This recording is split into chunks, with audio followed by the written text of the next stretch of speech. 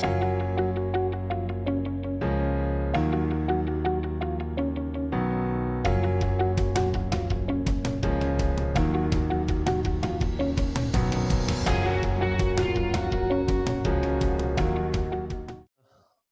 morning or good afternoon, everyone. Very excited to be here in this new installment of a global concert offered by Sensemakers. And today we have with us Dafna, who is a close friend, and I'm thrilled to have you here with us today. Dafna is a specialist in, so she has a company that specializes in business development and setting up meetings with the people that you really need to get to know when you want to grow your business. I actually have quite a few people in my circles that have been using Dafna's team's services with great success, and I'm delighted to have you here. And can you hear me okay, by the way? Of course. Yeah, good, perfect. So before anything else, our mission at Sensemakers around this time is to bring the most forward-thinking people in the world who have experience with leading specific parts of wisdom in organizations. And when I was preparing for this conversation, I thought that you might have a really interesting perspective for people, especially around this time. I would love if you could share with us maybe, and we'll start with this and we'll see where we go next, but are you able to share with us one of maybe your proudest professional moments or one of your proudest professional accomplishments? Oh, I think I know what. Few years back, we worked with a very young startup that it was when all of this 3D printing started, and there was a big issue around it. They were an amazing startup, and it was very critical for them to get strategic meeting in Disney World.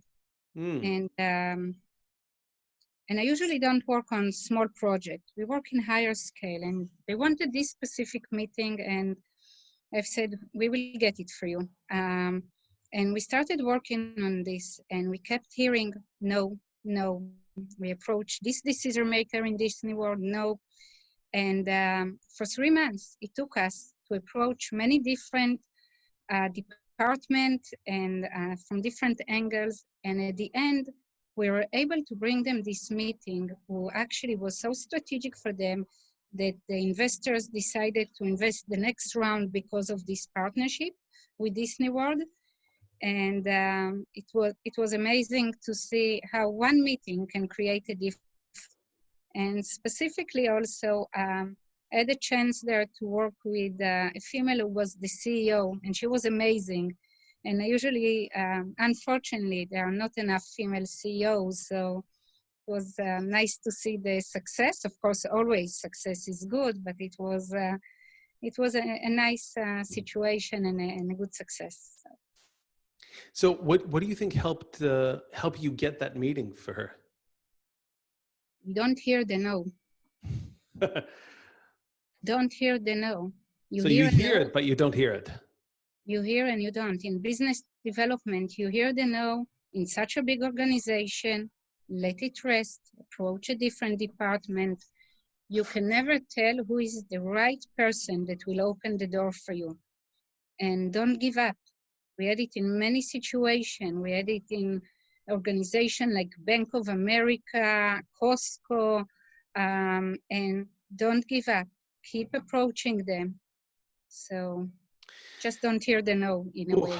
So there's actually a company called, an advertisement company that Gidon Amichai opened called No, No, No, No, Yes. And, nice. And he actually tells, he has a TED or a TEDx talk that he gave, which is called that, and it's a great talk. And he talks about every no getting him closer to the yes. But the truth is, and I know this for myself and probably others know it also, it's hard. It's hard. And especially when you're an entrepreneur and you know that what you do brings so much value.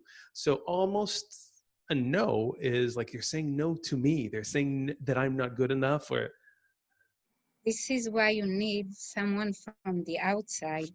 We work with many companies, and when you work with other companies and you have someone from the outside who help you not to listen to the no, who helps you do it in the right way, in the right approach, you will get the results. Or you can do it, but you need the right work methodology in order to do it. Not just try here and then. To do it in a very organized way, you will see the results. I also don't, when I come to like a very busy area and I don't find a parking spot, I always say, focus, Dafna. You will find it in a minute. And when I'm focusing, I get the parking always. Don't hear the no. of course, that's the parking fairy that comes to comes to help I you. am the parking fairy. Right. So you're your own parking fairy. Cool. Yes. So the world, in the past few months with the COVID-19 crisis, um, to a lot of people seems like it has come to a stop. Maybe now a little bit less in different countries, but seems to come to a stop. Um, and I hear from a lot of people in business saying, Eyal, there's no way that we can move a deal forward. There's no way that with a B2B business, there's no way that we can make the sale. There's no way because people don't have the bandwidth to listen to us. They don't have the attention. They're focused on other things. They're focused on survival, maybe. They're focused. Is this what you're also seeing in around you, the projects that you lead? My answer should, and it depends on the vertical that you are in. Some verticals, it's really hard to get their attention right now. If you're approaching hospitals with a solution that it's not necessarily right now, probably you should wait a bit or maybe adjust your solution to the situation. But overall, the business world definitely didn't come to a stop. It didn't come to a stop. We are approaching and we see new reality of doing business. As much effort as we did before in order to get new clients, we need to double it. When we give a proposal to a new client, we need to give much more before in order to get their interest. We need to push much harder than we did before, but the world has not come for a stop. And one more thing everyone needs to remember, your clients need to grow their businesses. They need your products and they need your solutions as they need it before. Make sure that you are out there, that you are not stopping, because when they will start purchasing again and making a decision, you want to make sure that you are out there. And today, more than ever before, we see that people are more open to listen. We see it on our LinkedIn campaigns when we send invitations for LinkedIn. In January, February, there was a percentage of invitation expected that we used to get. Now it's much higher. People are more online, more available, will join more. So they're out there waiting to learn and to be educated. So I'm curious, did you adjust the messaging at all in LinkedIn, for instance, when you approach? Did the message that you send out, did it change at all because of the times? Or is it just the same? It's never the same. Always when you send messages on LinkedIn, it should be very customized to the person that you're sending the message to. So it's never the same. If it's applying COVID-19, people don't really want to hear it anymore. So it's better, just don't mention it again and again and again. Let's say you want to approach high-level doctor in a hospital to get his interest. Learn about him, see what article he promoted, in what events he gave a lecture, and write to him. I was very intrigued by reading the article that was posted on Nature magazine, and I really would like to speak with you. Customize your messages, but don't use COVID-19 as a line opener. it's quite killing right now. Quite literally. Quite literally, yeah. So this is actually an interesting transition. I'm curious to, when you think of very experienced people in sales, what are some of the biggest mistakes that you see that they're making now and in general? Maybe some things that we should avoid when we come to set a meeting or when we're in a discussion with someone. What are some of the biggest mistakes that you see? It's interesting because you and I speak from Israel right now. And as Israelis, we know how to work through crises. Unfortunately, we go through them quite often, and we know how to work through crises. And I see many salespeople, executives, that all of a sudden they do not travel for conferences, for trade shows. They don't travel for the face-to-face meetings. They're home. They got a cut in their salary of 30%, and they're home. They're waiting for things to come back to be as it was and to continue. And this is the biggest mistake. Don't wait. Push as hard as you can right now. This is the time that you can really get results. You can get in front of your clients. They're home as well or in their offices. They don't travel as they used to. And there is more attention. And I keep quoting, I say, there is a saying of Churchill, don't waste a good crisis. Really, don't waste a good crisis. We are in the middle of a crisis. There is so much that can be done right now. So you're saying, in a way, because people don't travel as much and they're online more, you're able to get a hold of them more. So really, you should keep doing what it is that you should be doing, although it may seem counterintuitive to a lot of people. So no hospitals. I will remember that. Oh, I have some other examples, but go ahead. But yes, yeah. But yes, definitely, approach and target your target market right now. Work with them, educate them about your service and your product. You may not get the sales in the same sales circle as you used to. Maybe it will take longer than you used to, but you will get them. At the end of the day, we all know that it's a number game to do. And just push as much as you can. So I've always asked myself if it's really a numbers game, or if there's something else to it. Maybe it's not just firing, my full power again and again and again, but maybe there's also something that can be done smarter. So it's not just smile and dial, but so that's always a question that I have in my mind. And you did talk about tailoring the message and finding something that is very relevant from that person's real life. So I think another takeaway from that is doing your research. So don't just get on the phone, do your research first before you do anything else. Completely. Do your research. And as you're throughout the process, make sure that you analyze your process. Meaning, if I approach small to medium-sized businesses, I get the sales quicker than I am for enterprise companies. Am I allowed to afford it to myself to approach enterprise companies? Maybe if I have a good case study in the East Coast and people are familiar with this organization, it's better for me to focus on this area, let's say in the US or in Europe or whatever. So we always need to stop before we start the work where we can get better result in a shorter time to be effective, and also plan for the long term. What is important for us? Is it important for us to have some big names of clients on our portfolio? So yes, 20% of our activity, we will aim for those type of clients. And 80%, we will make sure that we get the deals coming in. Of course, it's for every company is different, but it's very important to analyze the process. And the only way you can analyze your process is to manage it on CRM and see results.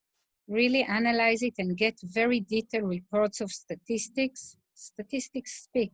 You see how many this type of companies is am I speaking? You have a question, Eyal? I don't. You don't? Should I? Okay, so I've been polite here for a minute, but sometimes you're not sure who is your decision maker. Is it the CFO? Is it the innovation manager or the operation manager? So let's approach them, and after 2-3 weeks, stop and see who answer quickly. Who is our real decision maker in those organizations?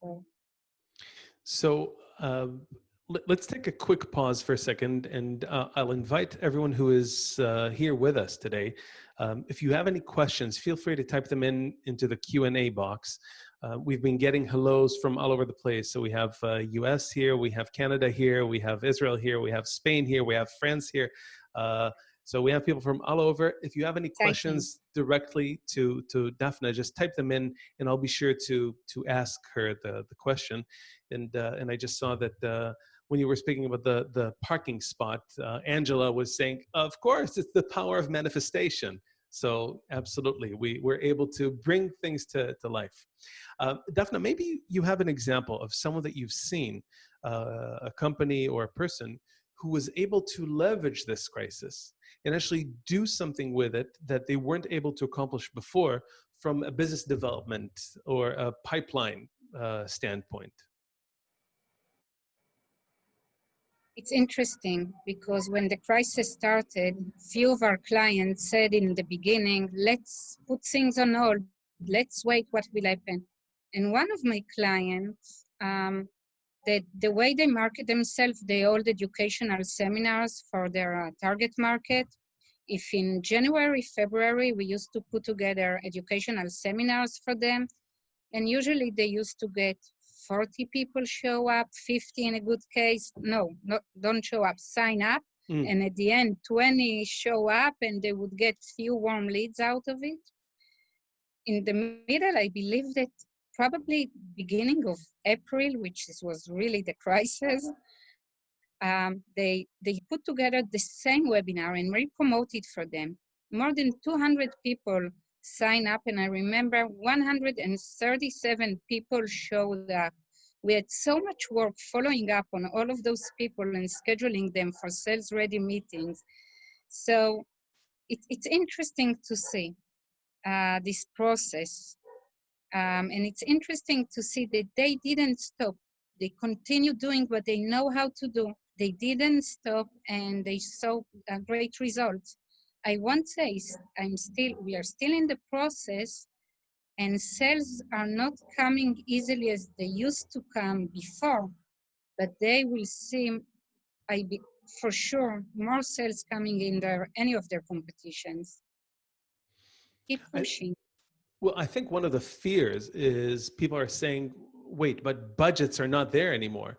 And that's, I think, something that we will have to see how it develops over time and see really what happens with budgets. I think from what I've seen is that initially, large organizations, they first of all stopped. They stopped everything. So there was this immediate effect of stopping everything.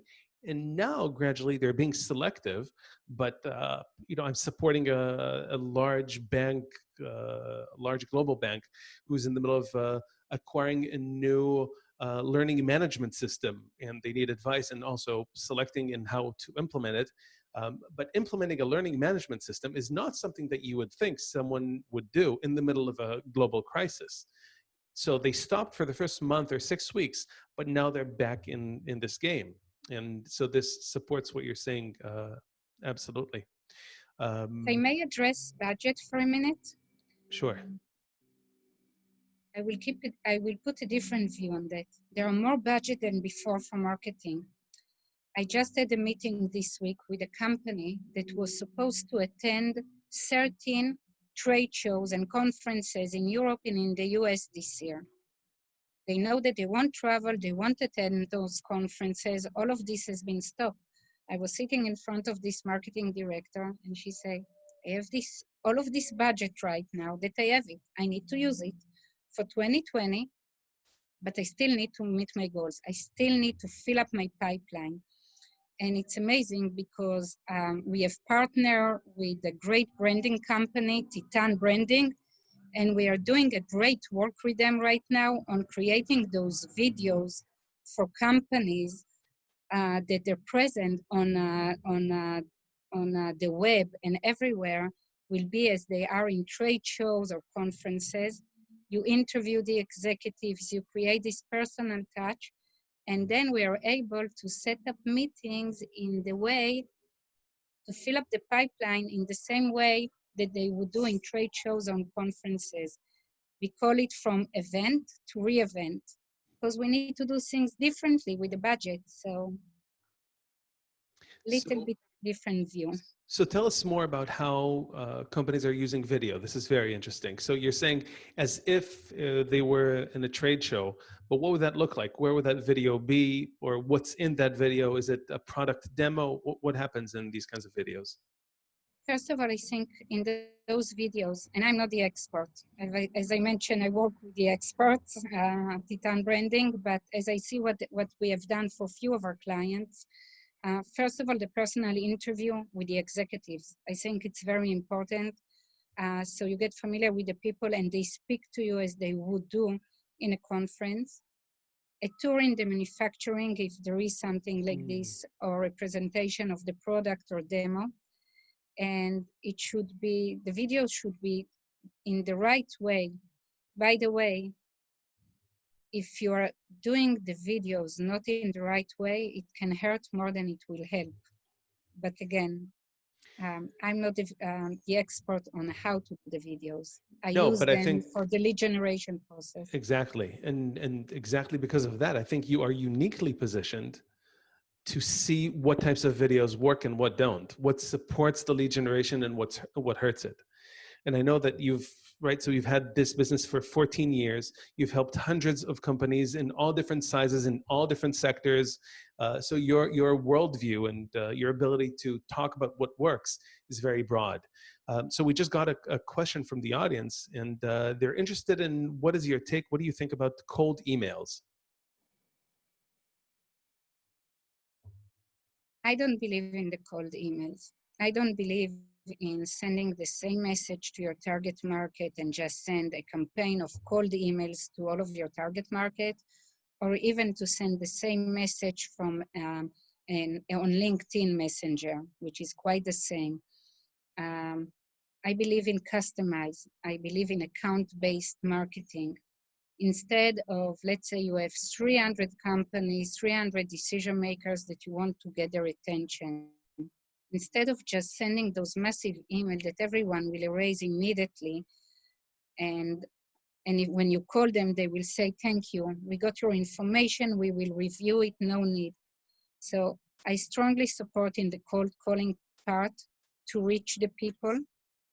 And if you can't reach them on the phone, which happen definitely, quite often do an account-based marketing. Read about the person, read about the company, customize your email. Start your email by speaking about them, speaking about their company, they've been on the news, what have you seen, all of those things, and then you will get results. It's not about you, it's about them. So how do you make the connection? So you're saying in that email or in that LinkedIn message, you're saying connect first of all to something that is real from their life, right? So I Yes. read the recent article that you've published in blah blah blah, and I really wanted to reach out and see what your opinion is about something. How do you make the connection to the next step? That's complicated. The call to action in a way. How do you engage them?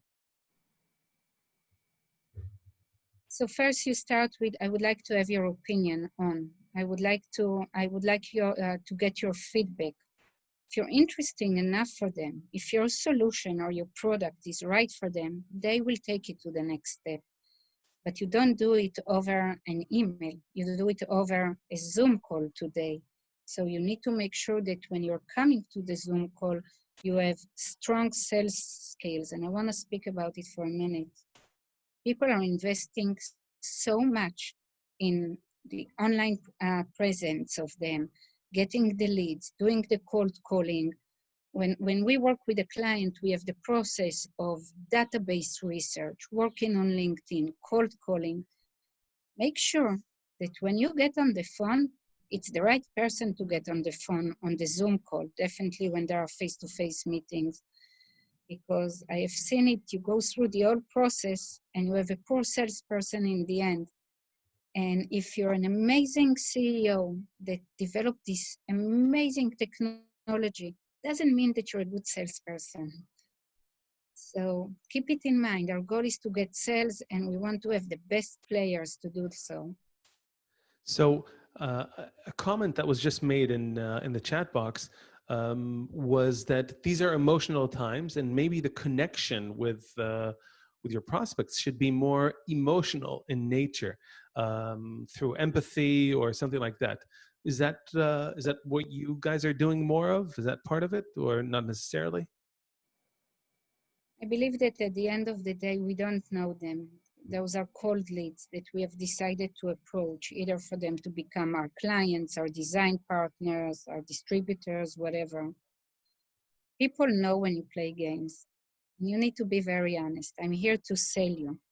So definitely you need to personal approach when you get on the call with them, how things are going, maybe to read on the area that they are in. We made calls to Italy during April. Definitely need to have the personal and to ask how things are going. Today, know where your prospect is located and read a little bit. Even when we are not during COVID-19, when you're calling New York and they're in middle of a snowstorm, and you start a conversation, say, how did you survive the snowstorm? Wow, the Celtics won. It's quite exciting. Those type of things, but not more than that. Keep it honest. So essentially, just for that initial handshake of making the connection with them. Yeah, today is with our elbows. Sorry, yeah, the elbow shake. You're right. Elbow shake. Yeah. Politically correct, we should be even on Zoom today. Right, exactly. What they don't know is that you're actually sitting right next to me, and we're doing this on two screens, so we Yes. appear to be at least 2 meters apart. No, she's not. She's not here. I'm just kidding. Promise me coffee, so I'm going to take you on your offer. Actually, I had a thought when we were talking about the initial message, and you said asking for opinion or for feedback. So from our perspective, with what we train and what we teach, and I've mentioned this in previous talks, we know that there are, broadly speaking, 6 different types of communication that people have. And when you approach someone cold, you don't know what his base is, what his native tongue, so to speak, is. So what I would do, and that's how I craft sales messages and how I craft marketing, is I actually try to speak to each one of these 6 personality types, 6 communication types in every message. So idea is something that would speak to someone whose native language is ideas, principles, and so forth. On the other hand, there are people whose native language is emotions. So for them, I would want to ask, how do you feel about this? How does that make you feel? And it's harder when you don't know the person. Once you know them, you're able to quickly tailor that message. And if you don't, I typically advise to use all 6 different types of languages in the messages. And it can be even one word that helps give them that idea, that clue, to help with that initial connection. I wish, Eyal, that more of my clients would be able to work with you, and then my work would be easier when they learn the way you approach and what you do. Unfortunately, it's not always the case. And when you have approaching all of this target market, it's definitely something that can be very helpful using the tools that you just described. But it's something that companies need to be more educated that it needs to be done. What's interesting is that when they talk about communication, right? So it's almost like there's this divide. When they talk about communication, what are we talking about? We're talking about teams and leadership, but no, when you talk about sales, that's also hardcore communication. Maybe the goal is different, but it's definitely communication. So I would say, yeah, please. I would say one thing. When we make cold calling, it's very important to know who can make cold calling. On my team, we have very high-level individuals to make the cold calling. And why is it needed? Because you need to have this ability to understand who is in front of you and how you can get his attention of these high-level executives to get an hour meeting right now on his calendar. And you have few minutes to catch his attention and to really explain to him why he needs to get this meeting. So also about make sure that the person who is doing the cold calling for you has some of the skills that Eyal, you mentioned, that has the ability to understand also what is the type of person he speaks with. So typically in organizations, who is your client? Is it usually marketing, so CMOs, or is it companies that don't have sales development reps and they use, who's the typically your way into the company? Is it the entrepreneur, or does it depend on the size of the company? Usually we work with companies, young companies. If they don't have it in-house, it's perfect for them because they're lean with resource and they can put all of this, who will fill up their pipeline in the right way, get them to sales-ready meetings. It's great for them that we are doing it.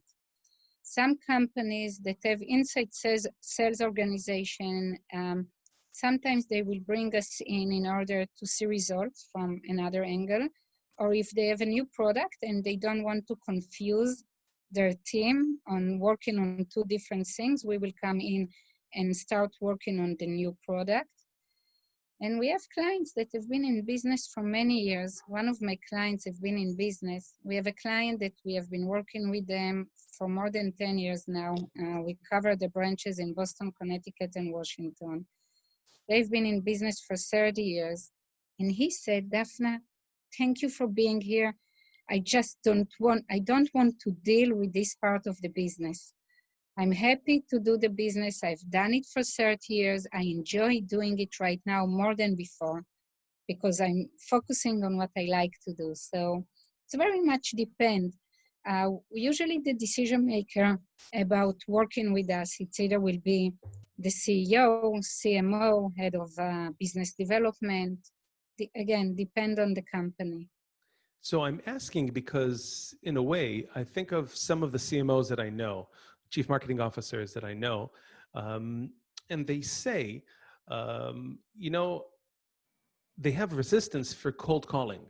So they would say, no, we want to create demand generation. We want to generate demand. We want inbound marketing. We want all that. How do you answer to that? Great question. I actually wrote an article about it, by the way. It's on my LinkedIn. But CMOs are doing those amazing campaigns. They bring all of those great inbound leads into the organization. And then there is the sales team who needs to do the sales. But there is a gap between all of those inbound leads who comes into the organization, and we need to translate them into sales-ready meeting. Some of them are completely, they don't have, first of all, you need to take them. You need to understand that all of the inbound leads are in with your target market. You don't want to take the expensive time of your salespeople and spend it on getting them on unqualified calls with prospects that are not relevant. You need to take all of this, clean it up, organize it, and put it on the salespeople. So marketing are doing amazing work on getting those, creating the awareness, getting those inbound leads. But there is still process to be done before we give it to sales. And you know what? Another thing that came to mind as you were speaking is that I know a lot of, let's say, smaller businesses that they love the work, they love the product, or they love the services, usually service companies that they provide, but they really don't like the need to, to reach out, cold calling. It's something that they dislike. And I think you mentioned this with that, was it Washington-based company? Boston-based. They have a branch. Okay, sorry.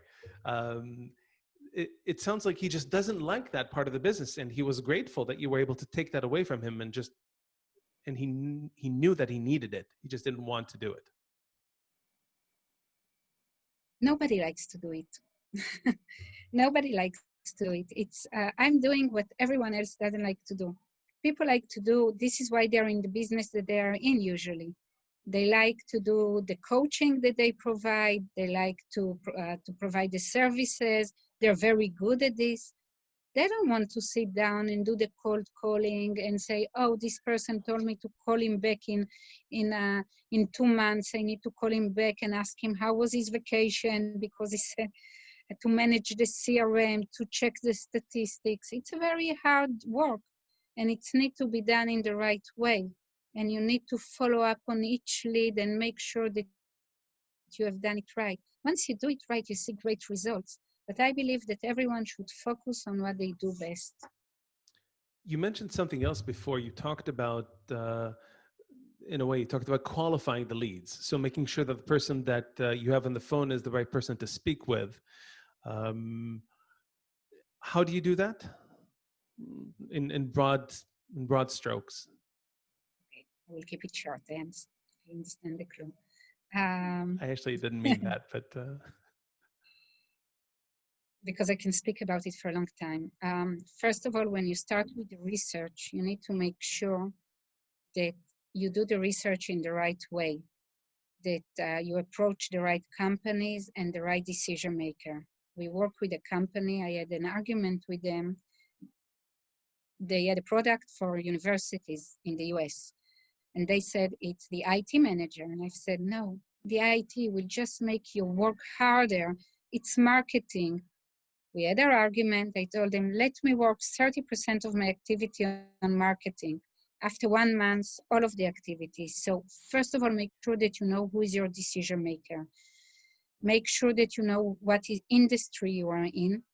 And when you schedule the meeting for the sales team, ask 2-3 questions, because it could be the right company with the right decision maker, but they have no need or want to use this product.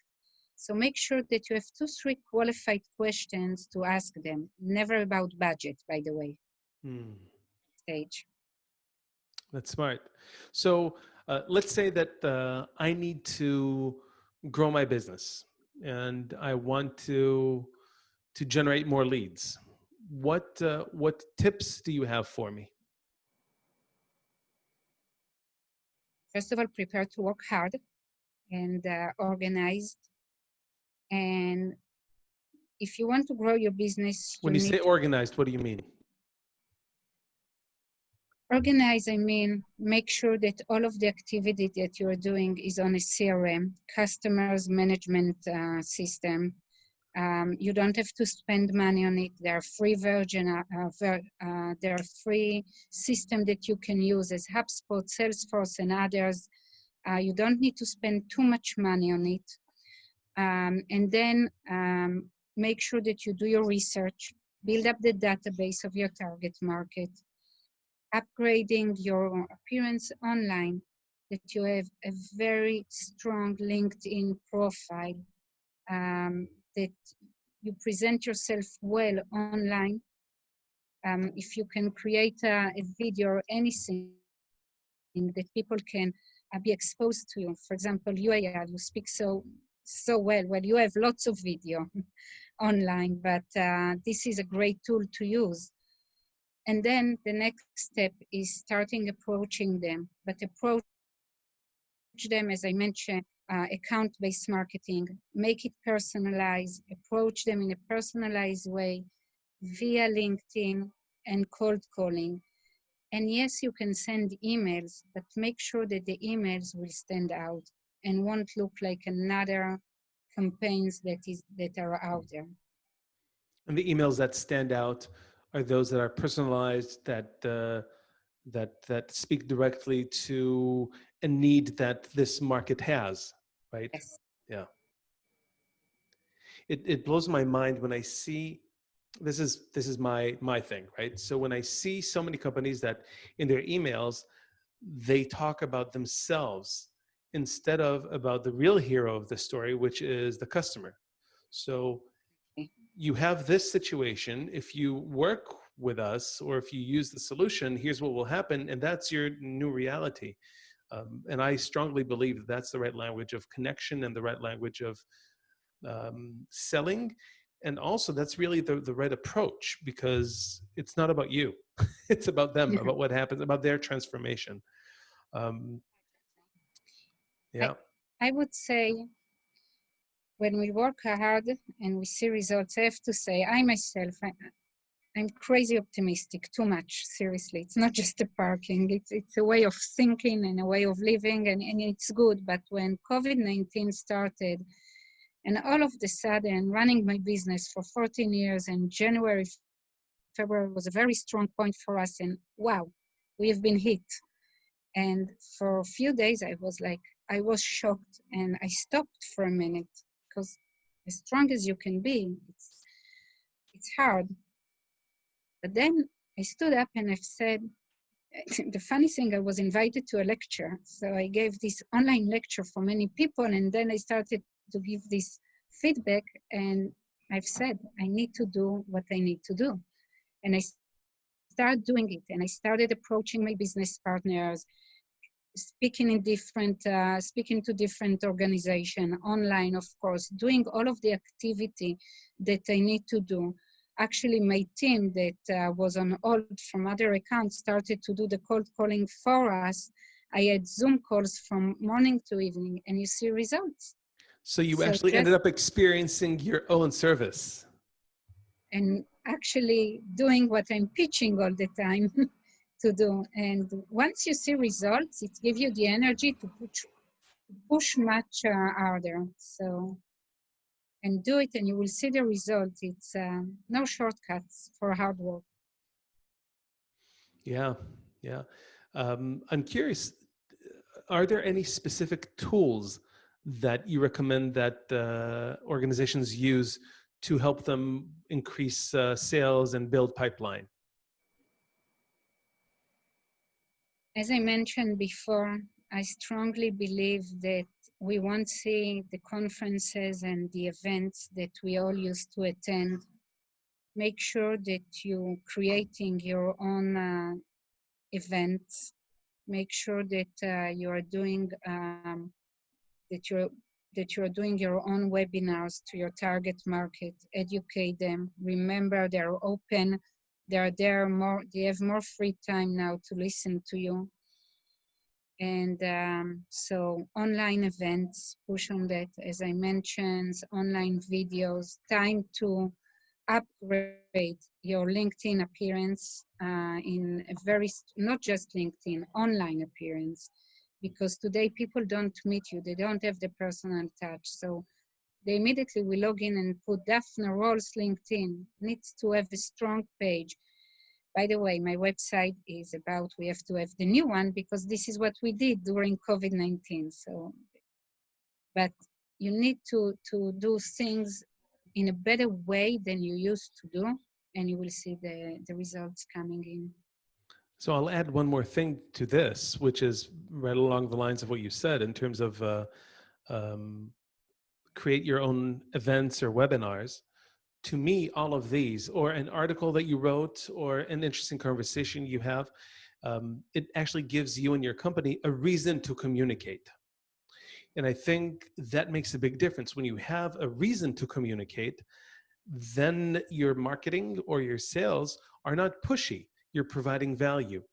So I'm looking at the numbers of people on this call, and they're not shifting. So people who joined us at the beginning are still with us until now.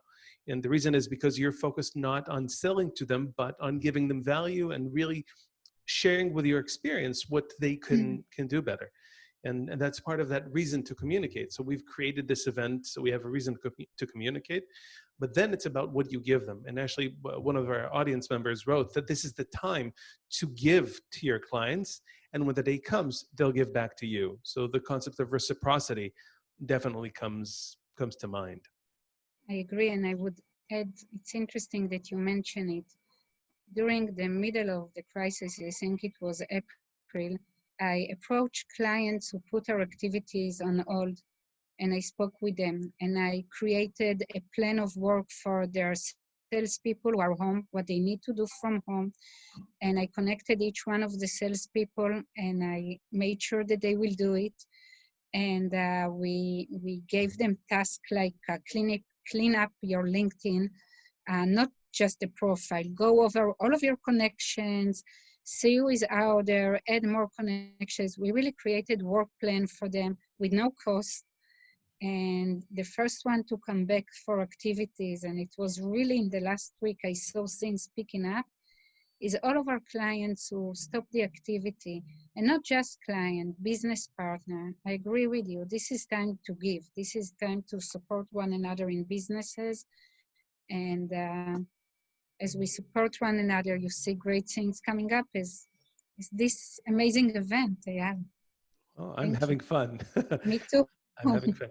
Just a quick reminder, if anyone else has questions, now is the perfect time to type them in, and I'll make sure that that Dafna answers, or at least considers. And, so I have maybe one more question for you. Please.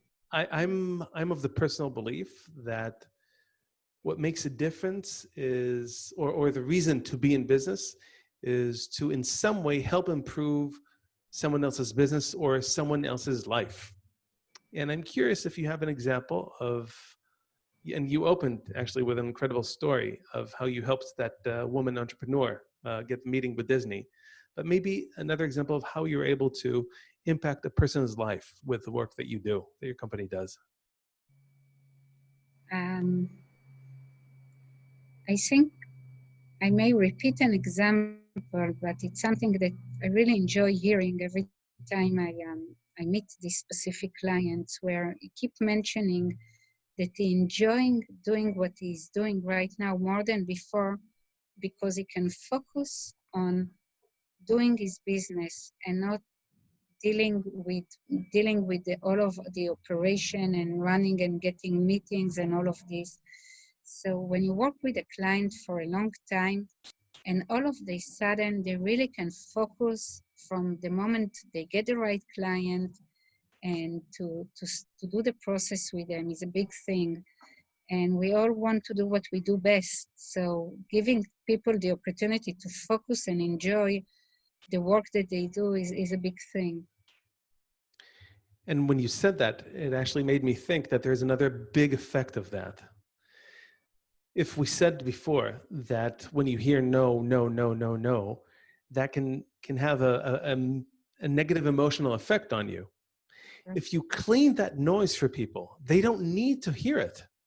You just give them the meetings that want to meet them. That makes such a huge psychological benefit, which I'm positive converts into business success, because they now speak with everyone who wants to speak with them, and they don't need to worry about all that negativity that comes from the no. Well, I have no words to add because I never thought about it really in this way, and this is why I always like speaking with you, Eyal. It's true. Yeah. It's very hard to hear the no, and it's very hard. We want to do what we do best, and it's perfect just to do what we are doing without hearing the negativity around it. Truly is. And I'll just finish with one personal story of an encounter that you and I had. And to me, it's very interesting. So Now I'm curious. I know. So a few years ago, maybe 4 years ago, you and I met at a coffee shop, and we sat down, and you wanted to help me strategize. You agreed to help me strategize around different parts of the business. And we started speaking, and you wanted to see the process, what is being sold, how it's being sold, and you wanted to analyze it. And you have this structured way of thinking, which I think helps a lot of people. But you didn't want it to just be in our heads. So what you did is we were sitting at this restaurant, actually not a coffee shop, that had big paper placemats, right? You know which place I mean. And you started drawing on that placemat. And as I got up to leave, you handed me that placemat, and I kept it for a long time. And there I had my blueprint for the next steps. And I think it's, yeah. No. What did you I want to have add? to say, when I was younger, much younger, I've studied architecture. And in architecture, when you need to approach something, first you take a big white paper, and all of my employees laugh about me because I don't do presentation. I need to write and I need the papers. So I have in my office those big papers that I run the ideas about them, and then I fold it and I give it to them, create a presentation out of it. This is the only way I know how to work, but thank you. It's nice that you remember it. Of course I do. Some of my clients have it as well. So Yeah. Beautiful. So I think that's one more reason why what you do is so successful. So I wanted to thank you for being so generous with sharing with us today your thoughts and experience with filling up your pipeline, even in a time like this. I think part of my takeaways are keep doing what you need, what you know you need to be doing. Don't stop. Even if it looks like it has no chance, give it a shot. Try. People have more attention than you think they do. And if you're tailoring a message in a very personal way and you're giving them or offering them something that is of interest to them, who knows? They might end up buying. So thank you very much for everything. And thank you everyone who was with us. And I hope to see you soon. thank you. Thank you very much. Bye-bye. Bye-bye.